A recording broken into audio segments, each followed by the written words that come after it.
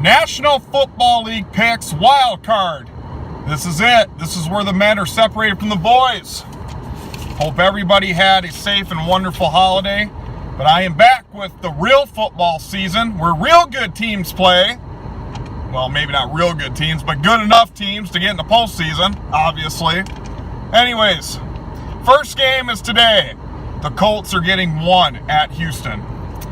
Both these teams are kind of surprising that how good they became. Houston has been decent all year, but the Colts really came back after Andrew Luck did. So it's at Houston. I'm not sure the health status of J.J. Watt and the defense, but I know Houston is 11-5. So that's nothing that can be done easy. And the Colts, yeah, I don't know. This could be a toss-up. I wouldn't mind either one of these teams winning, but I am going to go with the Houston Texans at home. I think just that at-home and field advantage is going to mean a lot in these postseason games. I like the Texans, not by a lot, like 20-17, something like that, but they will cover, and I'm picking the Texans. Seattle is getting 2 at Dallas.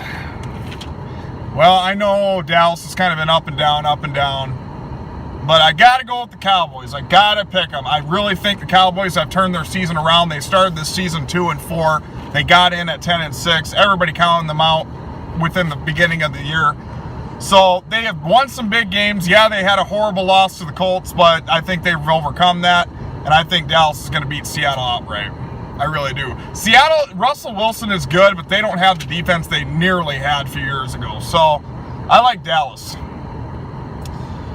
LA Chargers are getting 2.5 at Baltimore. Well, guess what? I don't understand this line. I know Baltimore's in the playoffs, and I know Baltimore's good. They got past the Cleveland Browns, and they had help from a Bengals team that is freaking horrible. So I don't really believe in Baltimore. I don't.